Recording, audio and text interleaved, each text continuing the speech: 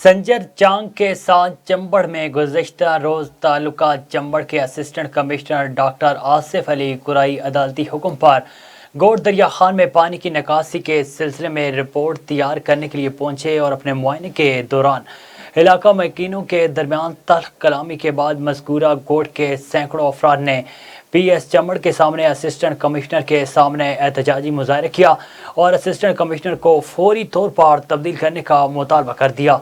इस सिलसिले में असल हक़ाइक़ क्या हैं, जानते हैं assistant commissioner doctor Mohammad Asif Ali Kurai से। में ही हमसे कोऑपरेट करना मुनासिब ना समझा। हमारे बार बार इसरार पे जब हमने कहा कि हमें गांव भी दिखाएं, घर भी दिखाएं, उसके बाद जहां पानी वहां भी दिखाएं ताकि हमें कंप्लीट रिपोर्ट बना सकें। तो उनका मकसद था कि सिर्फ वो चीज़ें हम दिखाएं जो इनको फेवर दें और जो हम कंप्लीट रिपोर्ट ना बनाएं ताकि इनका कोर्ट में केस स्ट्रांग हो। हमने इनको कहा कि भाई हम पूरी रिपोर्ट देंगे। उसके बाद हम इनके गाँव गए, विलेजेस देखे, अपने घर देखे, पूरे साफ़ थे, कोई पानी नहीं था। हाँ, पानी इनका स्टार्ट हो रहा है तकरीबन 7-8 एकड़ के बाद हो रहा है और वहाँ भी पानी जो जैसे ये कह रहे हैं कि 7-8 फीट है, वहाँ सिर्फ 1 फीट पानी है और स्केटर्ड है, यानी कि इधर उधर बना हुआ है, ये कनेक्टेड नहीं है। वो पानी भी हम मीरा खोरी माइनर है वहाँ से निकाल रहे हैं। मीनवाइल हुआ ये कि हम वीडियो बना रहे थे, लाजमन है हमें कोर्ट में रिकॉर्ड पेश करना होता है, फ़ोटो निकाल रहे थे। उनमें से एक कोई अभी मुझे पता चला है कि उसका नाम आसिफ नाम है, आसिफ लुंड।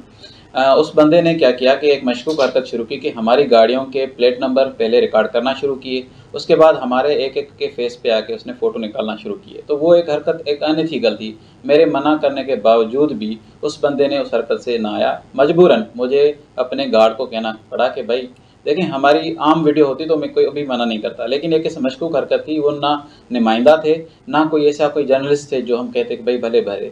वो एक प्राइवेट बंदा था और मशकूक तरीके से रिकॉर्डिंग कर रहा था। मैंने उसको अपने गार्ड के थ्रू मोबाइल बंद करवाने के लिए कहा। उस दौरान मेरे गार्ड ने जब उससे मोबाइल छीनी है तो उसके बाद उन्होंने इल्ज़ाम हम पे लगाया है कि मारा गया है, गालम गलौज की गई है।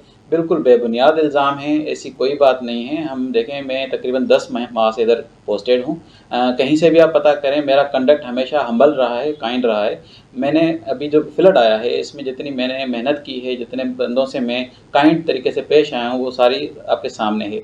लेकिन इन्होंने ख़ास एक प्रोपेगेंडा के तहत एक कल प्रोटेस्ट भी किया है और एक इल्ज़ाम लगाया कि हमारे ऊपर हमला हुआ है और वगैरह वगैरह। इन फैक्ट मैं आपको ये बताता चलूँ कि इन्होंने हम पे जैसे वीडियो ख़त्म हुई है उसके बाद 15-20 बंदे और मंगवा लिए हैं और हमला करने की कोशिश की। फिर हमने बेहतर इसमें समझी कि वहाँ से निकल जाएं, क्योंकि हो सकता था कि वहाँ कोई झगड़ा हो जाए और हमें कोई फिज़िकल अब्यूज़ का भी निशाना बनाना पड़े।